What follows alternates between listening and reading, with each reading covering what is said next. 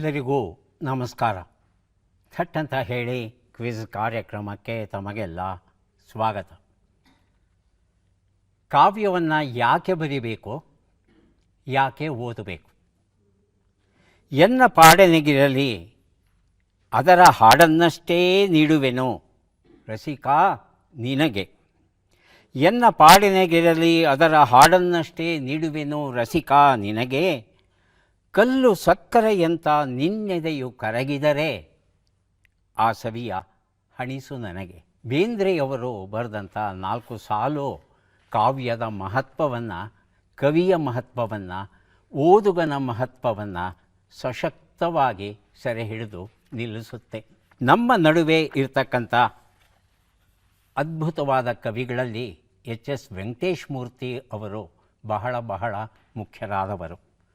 80 ವರ್ಷಗಳ ವಯಸ್ಸಿನ ಎಚ್.ಎಸ್.ವಿ. ಅವರು ವಯಸ್ಸಲ್ಲೂ ಅನುಭವದಲ್ಲೂ ಎರಡರಲ್ಲೂ ಮಾಗಿದ ಅವರ ಬರಹಗಳು ಏನಿವೆ ಅದ್ಭುತವಾಗಿವೆ. ಆದರೆ ಒಬ್ಬ ಸಾಮಾನ್ಯ ಓದುಗನಿಗೆ ಒಂದು ಭಯ ಇರುತ್ತೆ. ಎಚ್.ಎಸ್.ವಿ. ಬರೆದಿದ್ದಾರಂತೆ ಬುದ್ಧಚರಣ ಮಹಾಕಾವ್ಯವಂತೆ, ಅಯ್ಯೋ ಮಹಾಕಾವ್ಯ ಓದಿದ್ರೆ ನಮಗೆಲ್ಲಪ್ಪ ಅರ್ಥವಾಗುತ್ತೆ, ಬಹಳ ಕಷ್ಟ ಏನೋ, ಹೀಗೆ ಭಯಪಟ್ಟುಕೊಂಡು ಓದುವ ಪ್ರಯತ್ನವನ್ನೇ ಮಾಡೋಲ್ಲ. ಇಲ್ಲ, ಓದಿ ನಿಮಗೂ ಅರ್ಥವಾಗುತ್ತೆ ಅನ್ನೋ ಧೈರ್ಯ ಭರವಸೆಯನ್ನು ಕೊಡುವಂಥ ಕೆಲವು ಬರಹಗಳು ನಮಗೆ ಬೇಕಾಗುತ್ತೆ. ಹೊಸಾದ ಬರಹಗಳನ್ನು ಕೊಟ್ಟಿದ್ದಾರೆ ಡಾಕ್ಟರ್ ಕಾವ್ಯಂ ಶ್ರೀನಿವಾಸ ಮೂರ್ತಿ ಅವರು. ಡಾಕ್ಟರ್ ಕಾವ್ಯಂ ಶ್ರೀನಿವಾಸ ಮೂರ್ತಿ ಅವರು ಎಚ್.ಎಸ್.ವಿ. ಕಾವ್ಯ ವಿಸ್ತಾರಕ್ಕೊಂದು ಪ್ರಸ್ತಾರ ಎನ್ನುವ ಒಂದು ವಿಮರ್ಶಾ ಕೃತಿಯನ್ನು ಪ್ರಕಟಿಸಿದ್ದಾರೆ. ಇಲ್ಲಿ ಎಚ್.ಎಸ್.ವಿ. ಅವರ ಭಾವಗೀತೆಗಳಲ್ಲಿ ಸೂಕ್ಷ್ಮ ಸಂವೇದನೆಗಳು ಹೇಗಿರುತ್ತೆ ಅನ್ನೋದನ್ನು ಮೊದಲನೇ ಅಧ್ಯಾಯದಲ್ಲಿ ಬರುತ್ತಾ, ಮಧುರೆಗೆ ಹೋದನೋ ಮಾಧವ, ಬರುವನೋ ಬಾರನೋ ಹೋದವ, ಎರಡೇ ಸಾಲು ಆ ಗೋಪಿಯರ ತೊಳಲು ಏನಿದೆ ಎಷ್ಟು ಸಶಕ್ತವಾಗಿ ಕಟ್ಟಿಕೊಡುತ್ತೆ. ಲೋಕದ ಕಣ್ಣಿಗೆ ರಾಧೆಯೂ ಕೂಡ ಎಲ್ಲರಂತೆ ಒಂದು ಹೆಣ್ಣು, ನನಗೋ ಆಕೆಯು ಕೃಷ್ಣನ ತೋರುವ ಪ್ರೀತಿಯು ನೀಡಿದ ಕಣ್ಣು.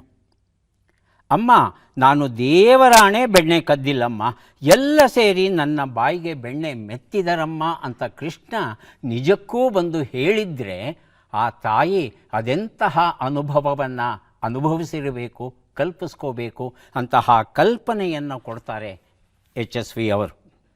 ಎಚ್.ಎಸ್.ವಿ. ಅವರ ಭಾವಗೀತೆಗಳ ಹಾಗೆ ಓದು ಕವಿತೆಗಳು ಸಹ ಸಾಕಷ್ಟು ಉಂಟು. ಇದರಲ್ಲಿ ಭಾವನೆಗಳು ಮತ್ತು ಚಿಂತನೆಗಳು ಅರಳಿವೆ. ಎಚ್.ಎಸ್.ವಿ. ಅವರ ಮಕ್ಕಳ ಕವನಗಳು ವಿಶೇಷವಾದದ್ದು. ಕಾಗೆ ಜೋಡಿ ಆಡು, ನಿನ್ನ ಕಾಲು ಮುರಿತೀನಿ ಅಂತೂ ಅಮ್ಮ ಗುಬ್ಬಿ. ಗುಬ್ಬಿ ಮರಿ ಕಾಗೆ ಮರಿ ಜೋಡಿ ಯಾಕೆ ಆಡ್ಕೋಬಾರ್ದು? ಅಮ್ಮ ಗುಬ್ಬಿ ಹೇಳುತ್ತೆ, ನೋಡು ಪುಟ್ಟಿ, ಕಾಗೆ ಮರಿ ಕಾಳ್ಗಪ್ಪು, ನೀನು ಬಿಳಿ, ಅದರ ಜೊತೆ ಆಡ್ತಾ ಇದ್ದರೆ ನೀನು ಕೂಡ ಕರ್ರಗೆ ಕರಿ ಕೊರಮ ಆಗಿಬಿಡ್ತೀಯ, ನನಗೇನಂತೆ. ಅದಕ್ಕೆ ಮರಿ ಗುಬ್ಬಿ ಹೇಳುತ್ತೆ, ಹೌದಲ್ಲಮ್ಮ, ನಾನು ಬಿಳಿ, ಕಾಗೆ ಮರೋ ಕಾಳ್ಗಪ್ಪು, ನನ್ನ ಜೊತೆ ಆಡ್ತಾ ಇದ್ದರೆ ಕಾಗೆ ಮರಿ ಮಲ್ಲಿಗೆ ಹೂವಿನ ಹಾಗೆ ಬೆಳ್ಳಗೆ ಆಗುತ್ತೆ ನೋಡು. ತಾಯಿ ಮಕ್ಕಳ ಭಾವಜಗತ್ತು, ವಿಚಾರ ಜಗತ್ತು ಹೇಗೆ ಭಿನ್ನವಾಗಿದೆ ಅನ್ನೋದನ್ನು ಸೊಗಸಾಗಿ ಕಟ್ಕೊಡ್ತಾರೆ. ಹಾಗೆಯೇ ಅವರ ಉತ್ತರಾಯಣ, ಬುದ್ಧಚರಣ ಮಹಾಕಾವ್ಯಗಳ ಕಾಲ ಮುಗೀತು ಅನ್ನೋ ಸಂದರ್ಭದಲ್ಲೇ ಬುದ್ಧಚರಣವನ್ನು ಬರೀತಾರೆ ಎಚ್.ಎಸ್.ವಿ. ಅವರು. ಋಗ್ವೇದ ಸ್ಫುರಣ, ಋಗ್ವೇದದ ಸರಳ ರೂಪವನ್ನು, ಶ್ರೀರಾಮಚರಣ, ತಾಯಿಗಾಗಿ ಒಂದು ಕಾವ್ಯವನ್ನು ಬರೀತಾರೆ ಎಚ್.ಎಸ್.ವಿ. ಶ್ರೀರಾಮಚರಣ. ಆಪ್ತಗೀತೆ, ಭಗವದ್ಗೀತೆಯ ಸರಳವಾಗಿ ಭಗವದ್ಗೀತೆಯ ಆಶಯವನ್ನು ಕನ್ನಡದಲ್ಲಿ ಮುಟ್ಟಿಸುವಂಥ ಒಂದು ಅದ್ಭುತವಾದ ಕೃತಿ. ಹಾಗೆಯೇ ಕಾಳಿದಾಸ ಏನು ಋತು ಸಂಹಾರವನ್ನು ಬರೆದಿದ್ದಾನೆ ಸಂಸ್ಕೃತದಲ್ಲಿ, ಅದನ್ನು ಋತುವಿಲಾಸವಾಗಿ ನಮಗೆ ಕೊಡ್ತಾರೆ ಎಚ್.ಎಸ್.ವಿ. ಯಶೋಧರ ಚರಿತೆ, ಅಂತಃಕರಣದ ಪುತಿನ, ಜಿ.ಎಸ್. ಶಿವರುದ್ರಪ್ಪ, ಹೀಗೆ ಎಚ್.ಎಸ್.ವಿ. ಅವರ ಸಾಧನೆ ಏನಿದೆ ಆ ಕೃತಿಗಳ ಒಳನೋಟವನ್ನು ನೀಡ್ತಾ ನಮಗೂ ಸಹ ಮೂಲವನ್ನು ಓದಬೇಕು ಅನ್ನೋ ಆಸೆ ಹುಟ್ಟುವ ರೀತಿಯಲ್ಲಿ ಈ ಪುಸ್ತಕವನ್ನು ಬರೀತಾರೆ ಕಾವ್ಯಂ ಶ್ರೀನಿವಾಸ ಮೂರ್ತಿ ಅವರು. ಎಚ್.ಎಸ್.ವಿ. ಅವರನ್ನು, ಶ್ರೀನಿವಾಸ ಮೂರ್ತಿ ಅವರನ್ನು ಅಭಿನಂದಿಸ್ತಾ ನಾವು ಇವತ್ತಿನ ಕಾರ್ಯಕ್ರಮವನ್ನು ಆರಂಭಿಸ್ತಾ ಇದ್ದೇವೆ. ಮೊದಲು ನಮ್ಮ ಸ್ಪರ್ಧಿಗಳ ಪರಿಚಯ. ಮೊದಲ ಸ್ಪರ್ಧಿ ಪರಿಚಯ ಮಾಡಿಕೊಳ್ಳಿಮ್ಮ. ಎಲ್ಲರಿಗೂ ನಮಸ್ಕಾರ. ನನ್ನ ಹೆಸರು ಮೀನಾಕ್ಷಿ ಅಂತ. ನಾನು ಗೃಹಿಣಿ. ನನ್ನ ಹವ್ಯಾಸಗಳು ದಿನಪತ್ರಿಕೆ ಓದುವುದು, ಪದಬಂಧ ಬಿಡಿಸುವುದು ಹಾಗೂ ಹಳೆಯ ಚಿತ್ರಗೀತೆಗಳನ್ನು ಕೇಳುವುದು. ಮೀನಾಕ್ಷಿಯವರಿಗೆ ಸ್ವಾಗತವನ್ನು ಕೋರ್ತಾ ಇದ್ದೇವೆ. ಮುಂದಿನ ಸ್ಪರ್ಧಿ. ನನ್ನ ಹೆಸರು ಶಶಿಕಿರಣ್ ಅಂತ. ಬೆಂಗಳೂರಿನ ಜ್ಞಾನಭಾರತಿ ಹತ್ರ ಇರೋ ಸೊನ್ನೆನಹಳ್ಳಿಯಿಂದ ಬಂದಿದ್ದೀನಿ. ನನ್ನ ಹವ್ಯಾಸ ಪತ್ರಿಕೆ ಓದೋದು, ಚೆಸ್ ಆಡೋದು. ಶಶಿಕಿರಣ್ ಅವರಿಗೆ ಸ್ವಾಗತ. ಮೂರನೆಯ ಸ್ಪರ್ಧಿ. ಎಲ್ಲರಿಗೂ ನಮಸ್ಕಾರ. ನನ್ನ ಹೆಸರು ಅಶ್ವಿನಿ ಪ್ರಶಾಂತ್ ಅಂತ. ನಾನು ಜಿಗಣಿಯಿಂದ ಬಂದಿದ್ದೇನೆ. ವೃತ್ತಿಯಲ್ಲಿ ನಾನು ಶಿಕ್ಷಕಿ ಹಾಗೂ ನನ್ನ ಹವ್ಯಾಸಗಳು ಸಂಗೀತವನ್ನು ಕೇಳುವುದು. ಅಶ್ವಿನಿ ಅವರಿಗೆ ಸ್ವಾಗತವನ್ನು ಕೋರ್ತಾ ಇದ್ದೇವೆ. ಮೂವರು ಸಿದ್ಧವಾಗಿದ್ದರೆ ಕಾರ್ಯಕ್ರಮ ಆರಂಭಿಸೋಣ. ಮೊದಲಿಗೆ ನಿಯಮಗಳನ್ನು ಒಮ್ಮೆ ನೋಡಿಬಿಡೋಣ. ಒಟ್ಟು 10 ಪ್ರಶ್ನೆಗಳು. ಮೊದಲು ಬಜರ್ ಒತ್ತಿದವರಿಗೆ ಉತ್ತರ ನೀಡುವ ಅವಕಾಶ. ಪ್ರತಿ ಸರಿ ಉತ್ತರಕ್ಕೆ ಒಂದು ಪುಸ್ತಕ ಬಹುಮಾನ. ಆಯ್ಕೆಗಳು ಬರುವ ಮೊದಲೇ ಬಜರ್ ಒತ್ತಿ ಸರಿ ಉತ್ತರ ನೀಡಿದರೆ 2 ಪುಸ್ತಕ ಬಹುಮಾನ. 100 ಅಂಕ ಗಳಿಸಿದವರಿಗೆ 1 ಪುಸ್ತಕ. ವಿಶೇಷ ಬಹುಮಾನ. ನಕಾರಾತ್ಮಕ ತಂತ್ರಗಳಿಗೆ ಅವಕಾಶವಿಲ್ಲ. ಕಾರ್ಯಕ್ರಮದ ಮೊದಲ ಪುಸ್ತಕ, ಮೊದಲ ಪ್ರಶ್ನೆ ಚೋಮನ ದುಡಿ, ಡಾಕ್ಟರ್ ಕೆ ಶಿವರಾಮ ಕಾರತ್ತ ಬರೆದಂಥ ಪುಸ್ತಕ. ಮೊದಲ ಪ್ರಶ್ನೆ ಈಗ ಬಂತು. ಭಾರತದ DRDO ಪ್ರಳಯ್ ಉತ್ಪಾದಿಸ್ತಾ ಇದೆ. ಏನಿದು ಈ ಪ್ರಳಯ್ ಅಂತ ತಿಳ್ಕೋಬೇಕಾಗಿದೆ. ಆಯ್ಕೆಗಳನ್ನು ನೋಡೋಣ. ಕ್ಷಿಪಣಿ, ವಿಮಾನ, ಟ್ಯಾಂಕ್, ಡ್ರೋನ್. ಮೊದಲಿಗೆ ಶಶಿಕಿರಣ್, ಆನಂತರ ಅಶ್ವಿನಿ. ಡ್ರೋನ್ ಆಯ್ಕೆ 4. ಅಶ್ವಿನಿ ಆಯ್ಕೆ 3 ಟ್ಯಾಂಕ್ ಅಂತ ಹೇಳ್ತಾ ಇದ್ದಾರೆ. ಉತ್ತರವನ್ನು ನೋಡೋಣ. ಸರಿಯಾದ ಉತ್ತರ ಕ್ಷಿಪಣಿ ಆಗಿತ್ತು. 350ರಿಂದ 500 ಕಿಲೋಮೀಟರ್ ದೂರ ಸಾಗಬಲ್ಲ ಕ್ಷಿಪಣಿ ಇದು. ನೆಲದಿಂದ ನೆಲಕ್ಕೆ ಚಿಮ್ಮುತ್ತಂತೆ ಇದು. 500ರಿಂದ 1000 kg ಸಿಡಿಮದ್ದನ್ನು ಹೊತ್ತುಕೊಂಡು ಹೋಗುವ ಸಾಮರ್ಥ್ಯ ಇದೆಯಂತೆ ಇದಕ್ಕೆ. ಇದರ ವಿಶೇಷ ಗುಣ ಏನು ಅಂದರೆ ರಡಾರಿಂದ ತಪ್ಪಿಸ್ಕೊಂಡು ಹಾರುತ್ತಂತೆ ಇದು. ಹಾಗಾಗಿ ಶತ್ರುಗಳಿಗೆ ಈ ಒಂದು ಕ್ಷಿಪಣಿ ಬರ್ತಾ ಇದೆ ಅನ್ನೋ ಸುಳುಹೇ ಸಿಗೋಲ್ಲ. ಆ ರೀತಿ ಇದು ಸಾಗುತ್ತಂತೆ. ಆರ್ಮೇನಿಯಾ ಅಂತಕ್ಕಂಥ ದೇಶ ಈ ಒಂದು ಕ್ಷಿಪಣಿಯನ್ನು ಕೊಂಡುಕೊಳ್ಳೋದಕ್ಕೆ ಆಸಕ್ತಿಯನ್ನು ವ್ಯಕ್ತಪಡಿಸಿದೆ. ಮುಂದಿನ ಪುಸ್ತಕ ಮಾತಾಪಿತೃಗಳ ಕೊಡುಗೆ, ಇಂಗ್ಲಿಷ್ ಮೂಲ, ಪ್ರಮೋದ್ ಶ್ರೀಪಾದರಾವ್ ಕುಲಕರ್ಣಿ, ಕನ್ನಡಕ್ಕೆ ಅಶೋಕ್ ಎಸ್ ಪರ್ವತಿ. ನಮ್ಮ ಪ್ರಶ್ನೆ, ಭವಾನಿ ದ್ವೀಪವು ಯಾವ ನದಿಯಲ್ಲಿದೆ? ಆಯ್ಕೆಗಳನ್ನು ನೋಡೋಣ. ತಪತಿ ನದಿ, ಗಂಗಾ ನದಿ, ಗೋದಾವರಿ ನದಿ, ಕೃಷ್ಣಾ ನದಿ. ಮೊದಲಿಗೆ ಶಶಿಕಿರಣ್, ಆನಂತರ ಮೀನಾಕ್ಷಿ. ಗೋದಾವರಿ ಆಯ್ಕೆ 3. ಗೋದಾವರಿ ಉತ್ತರವನ್ನು ನೋಡೋಣ. ಕೃಷ್ಣಾ ನದಿ ಅನ್ನೋದು ಸರಿಯಾದ ಉತ್ತರ ಆಗಿತ್ತು. ವಿಜಯವಾಡ ಬಳಿ ಕೃಷ್ಣಾ ನದಿ ಹರಿಯುತ್ತೆ. ಅಲ್ಲಿ ಈ ದ್ವೀಪ ಇದೆಯಂತೆ. ಇದು ಬರೀ 133 ಎಕರೆ ಅಷ್ಟು ದೊಡ್ಡದಾಗಿರೋ ದ್ವೀಪ ಅಂತೆ. ಹತ್ತಿರದಲ್ಲಿ ಕನಕದುರ್ಗ ದೇವಾಲಯ ಇದೆ. ಕನಕದುರ್ಗ ಪಾರ್ವತಿಯ ಒಂದು ಅವತಾರ. ಆಕೆಯ ಮತ್ತೊಂದು ಹೆಸರು ಭವಾನಿ.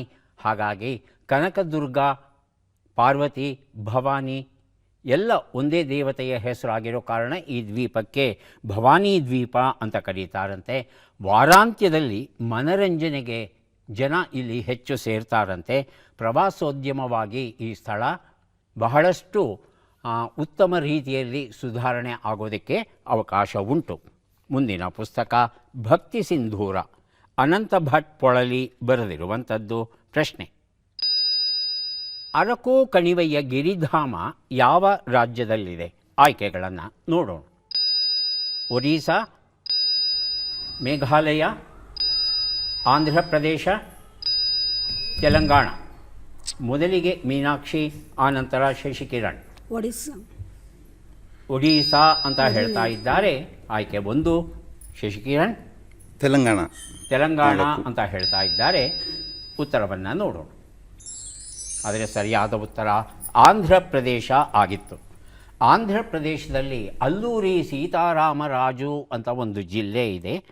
ಆ ಜಿಲ್ಲೆಯಲ್ಲಿ ಗಾಳಿಕೊಂಡ ಎನ್ನುವ ಬೆಟ್ಟ, ಇದು 5,000 ಅಡಿ ಎತ್ತರ ಇದೆಯಂತೆ. ಇಡೀ ಆಂಧ್ರ ಪ್ರದೇಶದಲ್ಲೇ ಅತ್ಯಂತ ಎತ್ತರವಾದ ಬೆಟ್ಟ ಇದಂತೆ. ಇಲ್ಲಿ ಒಂದು ಕಣಿವೆ ಇದೆ, ಅರಕು ಕಣಿವೆ. ಇದು 36 ಕಿಲೋಮೀಟರ್ ಉದ್ದ ಇದೆಯಂತೆ. ರೈಲು ಸಾಗುತ್ತೆ. ಈ ಅರಕು ಕಣಿವೆಯಲ್ಲಿ 36 ಕಿಲೋಮೀಟರ್ಗಳ ದೂರವನ್ನು ರೈಲಲ್ಲಿ ಕೂತು ಎರಡೂ ಕಡೆ ಕಣಿವೆಯನ್ನು ನೋಡುವ ಒಂದು ದೃಶ್ಯ ವೈಭವ, ಆ ಅವಕಾಶ ತುಂಬ ಜನಕ್ಕೆ ಸಿಗೋಲ್ಲ. ಆದರೆ ಬಹಳ ಬಹಳ ಸೊಗಸಾದ ಸ್ಥಳ ಅಂತ ಹೇಳ್ತಾರೆ ಈ ಒಂದು ಪ್ರದೇಶ. ಇಲ್ಲಿ ಕಾಫಿಯನ್ನು ಬೆಳೆಯೋದಕ್ಕೆ ಪ್ರಯತ್ನ ಪಡ್ತಾ ಇದ್ದಾರೆ. ಮೂಲತಃ ಕಾಫಿ ಬೆಳೆಯೋ ಪ್ರದೇಶ ಅಲ್ಲ, ಆದರೆ ಈಗ ಪ್ರಯತ್ನ ಪಡ್ತಾ ಇದ್ದಾರೆ. ಕಾಫಿ ಚೆನ್ನಾಗಿ ಬೆಳೀತಾ ಇದೆಯಂತೆ, ರುಚಿಯೂ ಸಹ ಅದ್ಭುತವಾಗಿದೆ ಅನ್ನೋ ಮಾತನ್ನು ನಾವು ಕೇಳಿದ್ದೇವೆ. ಮುಂದಿನ ಪುಸ್ತಕ ಸಂತೆಯ ಸರಕು, ಉಷಾ ನರಸಿಂಹನ್ ಬರೆದಿರುವಂಥದ್ದು. ನಮ್ಮ ಪ್ರಶ್ನೆ: ಭಾರತದಲ್ಲಿ ಸಿಂಗ್ಭೂಮ್ ಕ್ರೇಟನ್ ಎಲ್ಲಿದೆ? ಆಯ್ಕೆಗಳನ್ನು ನೋಡೋಣ. ಉತ್ತರ ಪ್ರದೇಶ, ಉತ್ತರಾಖಂಡ, ಜಾರ್ಖಂಡ್, ಒಡಿಶಾ, ಗುಜರಾತ್, ರಾಜಸ್ಥಾನ್, ಜಾರ್ಖಂಡ್, ಬಿಹಾರ. ಮೊದಲಿಗೆ ಶಶಿಕಿರಣ್, ಆನಂತರ ಅಶ್ವಿನಿ. ಉತ್ತರ ಪ್ರದೇಶ್, ಉತ್ತರಾಖಂಡ. ಉತ್ತರ ಪ್ರದೇಶ್, ಉತ್ತರಾಖಂಡ ಅಂತ ಹೇಳ್ತಾ ಇದ್ದಾರೆ. ಅಶ್ವಿನಿಯವರ ಉತ್ತರ ಆಯ್ಕೆ 2, ಜಾರ್ಖಂಡ್, ಒಡಿಶಾ. ಜಾರ್ಖಂಡ್, ಒಡಿಶಾ ಅಂತ ಹೇಳ್ತಾ ಇದ್ದಾರೆ. ಉತ್ತರವನ್ನು ನೋಡೋಣ.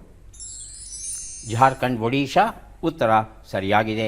ಅಶ್ವಿನಿ ಈ ಉತ್ತರವನ್ನು ಕೊಟ್ಟಿದ್ದಾರೆ. ಈ ಒಂದು ಪುಸ್ತಕವನ್ನು ಅವರಿಗೆ ಕೊಟ್ಟಿದ್ದೇನೆ. ಕ್ರೇಟನ್ ಅಂದರೆ ಏನು ಅಂತ ತಿಳ್ಕೋಬೇಕು. ಭೂಮಿಯ ಮೇಲೆ ಅತ್ಯಂತ ಪ್ರಾಚೀನ ಕಾಲದ ಮತ್ತು ಸ್ಥಿರವಾಗಿ ಇರ್ತಕ್ಕಂಥ ಶಿಲಾ ಸಮೂಹ ಏನಿರುತ್ತೆ ಅದನ್ನು ಕ್ರೇಟನ್ ಅಂತ ಕರೀತಾರಂತೆ.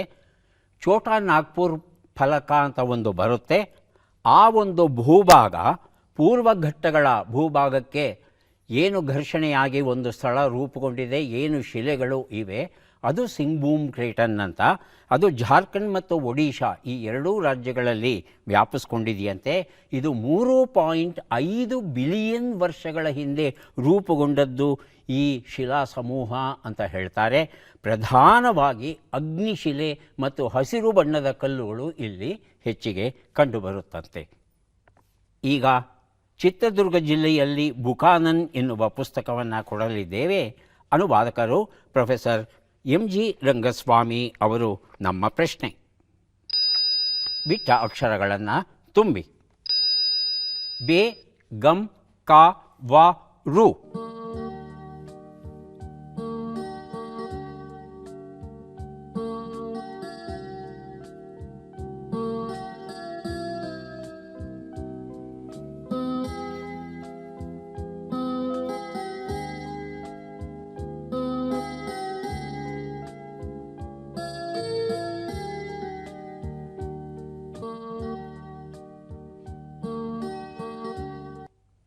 ಶಶಿಕಿರಣ್. ಬೆಕ್ಕಿಗೆ ಗಂಟೆ ಕಟ್ಟಿದವರು ಯಾರು? ಕಟ್ಟಿದವರು ಅಲ್ಲ, ಹತ್ತೆ ಮನೆ ಇರೋದು.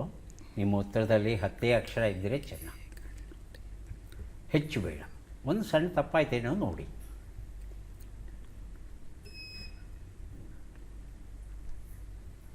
ಮೀನಾಕ್ಷಿ. ಬೆಂಕಿಗೆ ಗಂಟೆ ಕಟ್ಟುವವರು ಯಾರು? ಕಟ್ಟುವವರು ಯಾರು? ಅಷ್ಟು ಮನೆಗಳಿಲ್ಲಮ್ಮ. ಕಟ್ಟುವವರಾರು, ವಾ ಮಾಡ್ಬೋದು. ಕಟ್ಟುವವರಾರು, ವಾ ದೀರ್ಘ. ಶಶಿಕಿರಣ್. ಸರ್, ಸರಿಯಾದ ಉತ್ತರ ಕೊಟ್ಟಿದ್ದೀರಿ. ಒಂದು ಸಣ್ಣ ಅಕ್ಷರ ತೆಗೆದುಬಿಟ್ರೆ ಬಂದ್ಬಿಡುತ್ತದೆ. ಗೊತ್ತಾಗ್ತಾ ಇಲ್ವಾ? ಬೆಕ್ಕಿಗೆ ಗಂಟೆ ಕಟ್ಟುವರಾರು. ಕಟ್ಟುವರಾರು. ಉತ್ತರವನ್ನು ನೋಡೋಣ. ಬೆಕ್ಕಿಗೆ ಗಂಟೆ ಕಟ್ಟುವರಾರು. ಬುಕಾನನ್ ಈ ಒಂದು ಪುಸ್ತಕವನ್ನು ಶಶಿಕಿರಣ್ ಅವರಿಗೆ ಕೊಟ್ಟಿದ್ದೆ. ಮಾತೆಯ ಮಡಿಲು, ಸ್ವಾಮಿ ಬ್ರಹ್ಮೇಶಾನಂದ ಬರೆದಿರುವಂಥದ್ದು. ಪ್ರಶ್ನೆ: ಈ ಕೆಳಗಿನ ಲೆಕ್ಕಗಳನ್ನು ಪೂರ್ಣಗೊಳಿಸಿ ಉತ್ತರಗಳನ್ನೆಲ್ಲ ಕೂಡಿ ಅಂತಿಮ ಉತ್ತರವನ್ನು ನೀಡಿ.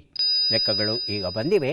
41 ಕೂಡು 30, 78 ಕಳೆ 48, 25 ಗುಣಿಸು 9, 120 ಭಾಗಿಸು 8.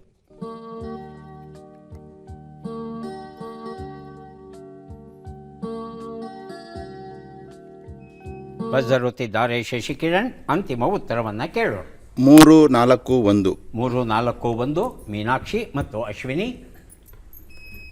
ಹೇಳಿ ಮೀನಾಕ್ಷಿ. 3-4-1. ಅದೇ ಉತ್ತರ. ಅಶ್ವಿನಿ 3-4-1. ಅದೇ ಉತ್ತರವಾ? ಉತ್ತರವನ್ನು ನೋಡೋಣ. ಒಂದು ಉತ್ತರ. 71, 30, 225, 15 ಎಲ್ಲವನ್ನು ಕೂಡಿದ್ರೆ 341 ಬಂದಿದೆ. ಈ ಉತ್ತರವನ್ನು ಶಶಿಕಿರಣ್ ಮೊದಲು ಕೊಟ್ಟಿದ್ದಾರೆ.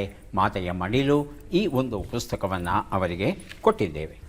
ಮುಂದೆ ನಾವು ಕೊಡ್ತಾ ಇದ್ದೇವೆ ವಿಜ್ಞಾನ ಗಂಗೆಯ ಹರಿಸಿದ ಭಗೀರಥರು ಎನ್ನುವ ಪುಸ್ತಕ. ಡಾಕ್ಟರ್ ಸುಕನ್ಯಾ ಸೂನಗಹಳ್ಳಿ ಬರೆದಿರುವಂಥದ್ದು. ಪ್ರಶ್ನೆ: ಈ ಭಾರತೀಯ ಒಲಿಂಪಿಕ್ಸ್ ಕ್ರೀಡಾಪಟುವನ್ನು ಗುರುತಿಸಿ. ಚಿತ್ರವನ್ನು ನೋಡೋಣ.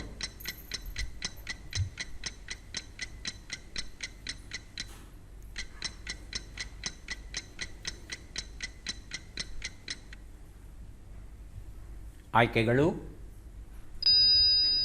ಅವಿನಾಶ್ ಸಬಲ್, ತರುಣ್ದೀಪ್ ರಾಯ್, ಅಬ್ದುಲ್ಲಾ ಅಬೂಬಕರ್, ಕಿಶೋರ್ ಜೇನಾ. ಮೊದಲಿಗೆ ಅಶ್ವಿನಿ, ಆನಂತರ ಮೀನಾಕ್ಷಿ.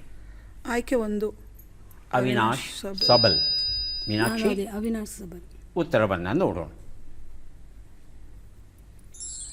ಸರಿಯಾದ ಉತ್ತರ ತರುಣ್ದೀಪ್ ರಾಯ್ ಆಗಿತ್ತು. ಇವರು ಸಿಕ್ಕಿಂ ರಾಜ್ಯದ ಬಿಲ್ಗಾರರು. 2005ರಲ್ಲಿ ಇವರು ಅರ್ಜುನ ಪ್ರಶಸ್ತಿಯನ್ನು ಗಳಿಸ್ತಾರೆ. 2021ರಲ್ಲಿ ಇವರಿಗೆ ಪದ್ಮಶ್ರೀ ಗೌರವವನ್ನು ನೀಡುತ್ತೆ ನಮ್ಮ ಭಾರತ ಸರ್ಕಾರ.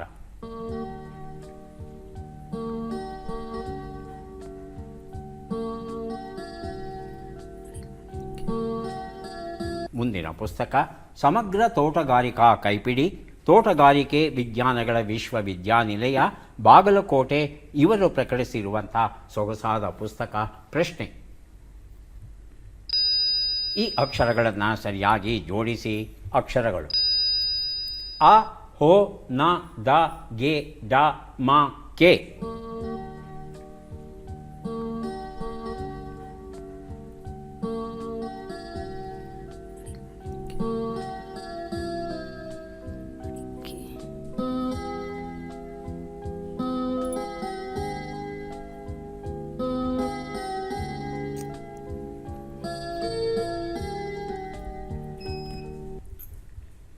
ಮೀನಾಕ್ಷಿ ಅಡಕೆಗೆ ಮಾನ ಹೋದ. ಹೇಳಿ ಹೇಳಿ ಇನ್ನೊಂದ್ಸಲ. ಅಡಕೆಗೆ ಹಾಂ, ಮಾನ ಹೋದ. ಏನು ಹಾಗಂದ್ರೆ? ಅಡಿಕೆಗೆ ಮಾನ ಹೋದ ಅಂದರೆ ನೋಡಿ, ಅಡಿಕೆ ಶಬ್ದಗಳನ್ನು ಕೊಟ್ಟು- ಚೂರು ಆ ಕಡೆ ಈ ಕಡೆ ಸರಿಪಡಿಸಿ ಸರಿ ಉತ್ತರ ಕೊಡಬಹುದೇನು? ತಮ್ಮ ಉತ್ತರ ಸರಿ ಇದೆ, ಶಬ್ದಗಳ ಜೋಡಣೆಯಲ್ಲಿ ತಪ್ಪಾಗಿದೆ. ಅಶ್ವಿನಿ ಮತ್ತು ಶಶಿಕಿರಣ್ ಸಿದ್ಧವಾಗಿದ್ದಾರೆ. ಗೊತ್ತಾಗಲಿಲ್ವಾ? ಗೊತ್ತಾಗಿ. ಅಶ್ವಿನಿ ಅಡಕೆಗೆ ಹೋದ ಮಾನ. ಅಡಕೆಗೆ ಹೋದ ಮಾನ. ಅಡಕೆಗೆ ಮಾನ ಹೋದ ಅಂದರೆ ಏನು ಅರ್ಥ ಬಂತು? ಅಡಕೆಗೆ ಹೋದ ಮಾನ. ಪುಸ್ತಕ ನಿಮಗೆ ಕೊಡಬೇಕು, ಆದರೆ ನಿಯಮದ ಅನ್ವಯ ಅಶ್ವಿನಿ ಅವರಿಗೆ ಸಮಗ್ರ ತೋಟಗಾರಿಕಾ ಕೈಪಿಡಿ ಈ ಒಂದು ಪುಸ್ತಕವನ್ನು ಕೊಡ್ತಾ ಇದ್ದೇನೆ. ಈಗ ನಾವು 3 ಪುಸ್ತಕವನ್ನು ಕೊಡೋದಕ್ಕೆ ಸಿದ್ಧವಾಗಿದ್ದೇವೆ. ಪದಬಂಧ ಬಂದಿದೆ. ಸುಳುಹುಗಳನ್ನು ನೋಡೋಣ. ಸುಳುಹುಗಳು: ತಬ್ಬಿಬ್ಬಾಗು, ಕಕ್ಕಾಬಿಕ್ಕಿಯಾಗು, ಕಾಲಿಗೆ ಆಭರಣ, ದೊಣ್ಣೆ.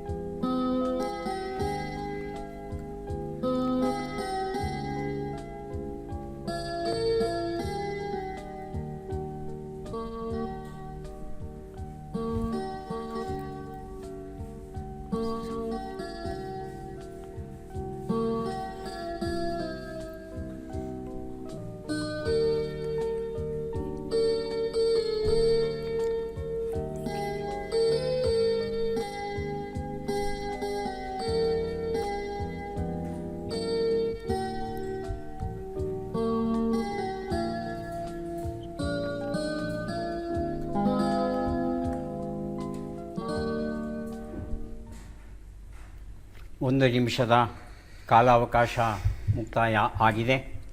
ಏನು ಗೊತ್ತಾಗಿಲ್ವಾ? ಬೆರಗಾಗು. ಮೊದಲನೇ ಉತ್ತರವನ್ನು ನಾನು ಕೊಡ್ತೇನೆ. ಎರಡನೇ ಶಬ್ದ, ಮೂರನೇ ಶಬ್ದ ಗೊತ್ತಾಯ್ತಾ? ಬೆರಗಾಗು ಇರ್ಬೋದು. ಬೆಳಗಾಗು ಒಂದು ಉತ್ತರ.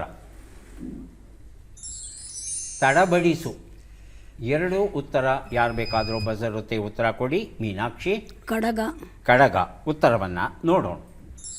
ಕಡಗ ಸರಿಯಾಗಿದೆ. ಮಾತೃ ಮಡಿಲು ಈ ಪುಸ್ತಕ ಕೊಟ್ಟಿದ್ದೇನೆ. ಮೂರನೇದಕ್ಕೂ ಮೀನಾಕ್ಷಿ ಅವರೇ ಬಜರ್ ಒತ್ತಿದ್ದಾರೆ. ದೊಣ್ಣೆ ಬಡಿಗೆ ಉತ್ತರವನ್ನು ನೋಡೋಣ. ಬಡಿಗೆ ಉತ್ತರ ಸರಿಯಾಗಿದೆ. ಇಲಾಖೆಗಳಲ್ಲಿ ಮೇಲಾಧಿಕಾರತ್ವ ಎನ್ನುವ ಪುಸ್ತಕ ಮೀನಾಕ್ಷಿ ಅವರಿಗೆ ಕೊಟ್ಟಿದ್ದೇವೆ. ಕೊನೆಯ ಘಟ್ಟ ಚಟ್ಪಟ್ ಚಿನ್ಕುರಳಿ. 5 ಪ್ರಶ್ನೆಗಳು. ಮೊದಲ ಅವಕಾಶ ಮೀನಾಕ್ಷಿ ಅವರಿಗೆ. ಬಜರ್ ಒತ್ತೋದೇನಿಲ್ಲಮ್ಮ, ಉತ್ತರ ಕೊಡಿ. 5 ಪ್ರಶ್ನೆಗಳು ಬರುತ್ತೆ. ಮೊದಲ ಪ್ರಶ್ನೆ, ಜಗತ್ತು ಮುಳುಗು ಎಂಬ ನುಡಿಗಟ್ಟಿನ ಅರ್ಥವೇನು? ಸರ್ವನಾಶವಾಗು, ಮಳೆಯು ತೀವ್ರವಾಗು. ಸರ್ವನಾಶವಾಗು. ಮುಂದಿನ ಪ್ರಶ್ನೆ, ತಾವರೆ ಅಥವಾ ಬ್ರಹ್ಮ ಎಂಬ ಅರ್ಥವನ್ನು ಕೊಡುವ ಶಬ್ದ ಯಾವುದು? ಕಂಚ, ಕಂಜ. ಕಂಜ. ಮೊದಲನೇದ ಎರಡನೇದ? ಎರಡನೇದು. ಎರಡನೇದು. ಮೂರನೇ ಪ್ರಶ್ನೆ, ರಾಮಾಯಣದ ನಾಯಕ ರಾಮನು ವಿಷ್ಣುವಿನ ಎಷ್ಟನೆಯ ಅವತಾರ? 7, 8. 8. ಮುಂದಿನ ಪ್ರಶ್ನೆ, ಈ ಗಾದೆಯನ್ನು ಪೂರ್ಣಗೊಳಿಸಿ ಆತುರಗಾರನಿಗೆ ಬುದ್ಧಿಮಟ್ಟ. ಬುದ್ಧಿಮಟ್ಟ. 5ನೇ ಪ್ರಶ್ನೆ, ಈ ಒಗಟನ್ನು ಬಿಡಿಸಿ. ಅಂಗೈ ಅಗಲದ ಗದ್ದೆ, ಗದ್ದೆಯಲ್ಲಿ ನೀರು, ನೀರಲ್ಲಿ ಬೇರು, ಬೇರಿಗೆ ಬೆಂಕಿ. ದೀಪ. ದೀಪ. ಉತ್ತರವನ್ನು ನೋಡ್ತಾ ಹೋಗೋಣ. 1 ಉತ್ತರ, ಮುಳುಗು, ಸರ್ವನಾಶವಾಗು ಸರಿಯಾಗಿದೆ. 2 ಉತ್ತರ, ತಾವರೆ ಅಥವಾ ಬ್ರಹ್ಮ, ಕಂಜ ಸರಿಯಾದ ಉತ್ತರ. 3 ಉತ್ತರ, ರಾಮಾಯಣದ ನಾಯಕ ರಾಮ 7ನೆಯ ಅವತಾರ ಆಗ್ತಾನೆ. 8ನೇದು ಕೃಷ್ಣ. 4ನೇ ಪ್ರಶ್ನೆಗೆ ಉತ್ತರ, ಆತುರಗಾರನಿಗೆ ಬುದ್ಧಿ ಮಟ್ಟ ಸರಿಯಾದ ಉತ್ತರ ಕೊಟ್ಟಿದ್ದೀರಿ. 5ನೇ ಪ್ರಶ್ನೆಗೆ ಉತ್ತರ, ಇದು ಹಣತೆ ಅಥವಾ ದೀಪ ಸರಿ ಅಂತ ಸ್ವೀಕರಿಸಬಹುದು. ಒಟ್ಟು 3 ಪ್ರಶ್ನೆಗಳಿಗೆ ತಾವು ಕಂಜ. ಎಷ್ಟು ಸರಿ ಉತ್ತರ ಕೊಟ್ರಿ? 4 ನನ್ನ 4 ಕೊಟ್ಟಿದ್ದೀರಾ? 7ನೇ ಅವತಾರ ಒಂದು ತಪ್ಪು ಹೇಳಿದೆ ನಾನು. ಹಾಂ ಆಯಿತು. 4 ಪುಸ್ತಕ ನೀವು ಬರ್ಕೊಂಡು ನೋಡಿ. ಏನಮ್ಮ?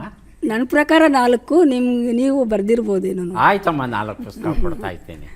3, 1, 4 ಪುಸ್ತಕವನ್ನು ಕೊಡ್ತಾ ಇದ್ದೇನೆ ಮೀನಾಕ್ಷಿ ಅವರಿಗೆ. ಶಶಿಕಿರಣ್ ಸಿದ್ಧವಾಗಿದ್ದೀರಾ? ಮೊದಲ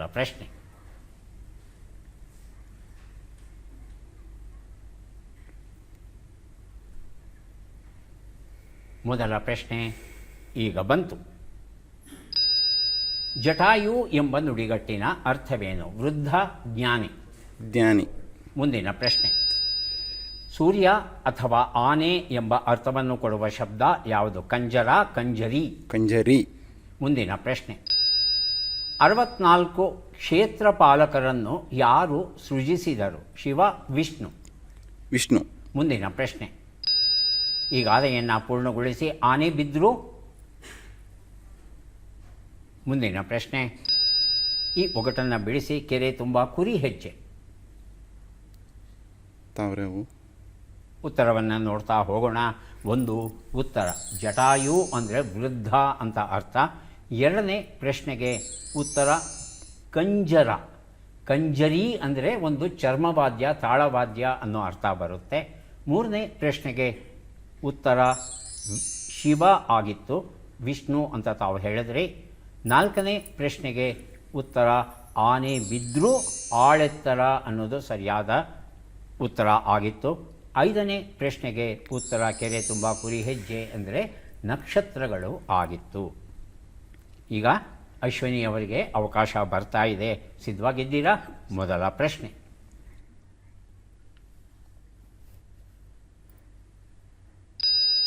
ಜಡಭರತ ಎಂಬ ನುಡಿಗಟ್ಟಿನ ಅರ್ಥವೇನು? ಮಂದಮತಿಯವನು, ಕುಶಾಗ್ರಮತಿಯವನು.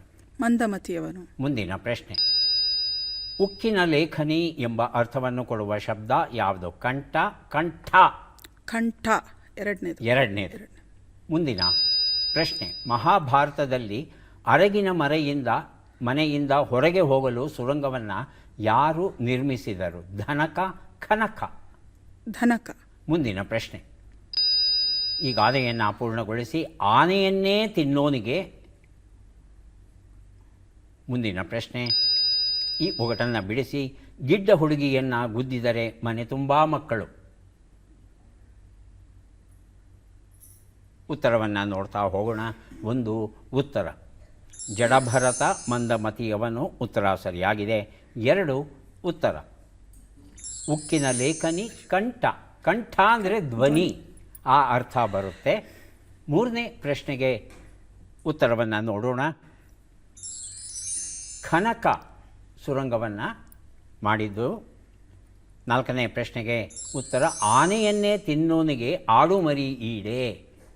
5ನೇ ಪ್ರಶ್ನೆಗೆ ಉತ್ತರ ಇದು ಬೆಳ್ಳುಳ್ಳಿಯ ವರ್ಣನೆ ಆಗಿತ್ತು. ಒಂದು ಪುಸ್ತಕಕ್ಕೆ ತಾವು ಸರಿಯಾದ ಉತ್ತರ ಕೊಟ್ಟಿದ್ದೀರಿ, ಒಂದು ಪುಸ್ತಕವನ್ನು ತಮಗೆ ಕೊಟ್ಟಿದ್ದೇನೆ. ಯಾರಿಗೆ ಎಷ್ಟು ಪುಸ್ತಕಗಳು ಬಂದಿವೆ ಅದನ್ನು ನೋಡುವ ಕ್ಷಣ ಈಗ ಬಂತು. ಮೀನಾಕ್ಷಿ ಅವರಿಗೆ 6 ಪುಸ್ತಕಗಳು ತಮಗೆ ಬಂದಿವೆ. ಪುಸ್ತಕಗಳನ್ನು ಸ್ವೀಕರಿಸಿ ಕಾರ್ಯಕ್ರಮದಲ್ಲಿ ಭಾಗಿಯಾಗಿದ್ದಕ್ಕೆ ತಮಗೆ ಧನ್ಯವಾದಗಳನ್ನು ಅರ್ಪಿಸ್ತಾ ಇದ್ದೇವೆ. ಧನ್ಯವಾದಗಳು.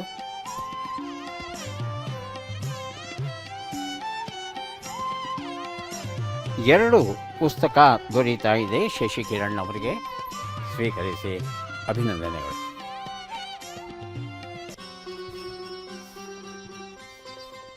ಅಶ್ವಿನಿ ಅವರಿಗೆ 3 ಪುಸ್ತಕ ತಮಗೆ ಸಿಗ್ತಾ ಇದೆ, ಸ್ವೀಕರಿಸಿ ಅಭಿನಂದನೆಗಳು.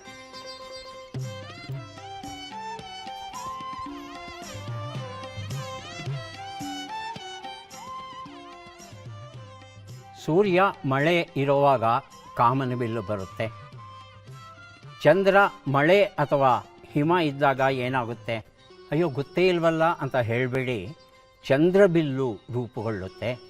ಕರ್ನಾಟಕದಲ್ಲಿ ಚಂದ್ರಬಿಲ್ಲು ನೋಡಬೇಕು ಅಂತ ಆಸೆ ಇದ್ದರೆ ನವೆಂಬರ್, ಡಿಸೆಂಬರ್, ಜನವರಿ ತಿಂಗಳಲ್ಲಿ ಉಂಚಳ್ಳಿ ಜಲಪಾತದ ಹತ್ತಿರ ಹೋಗಿ ಹುಣ್ಣಿಮೆಯ ದಿನ ಮತ್ತೆ ಭೇಟಿಯಾಗೋಣ. ನಮಸ್ಕಾರ.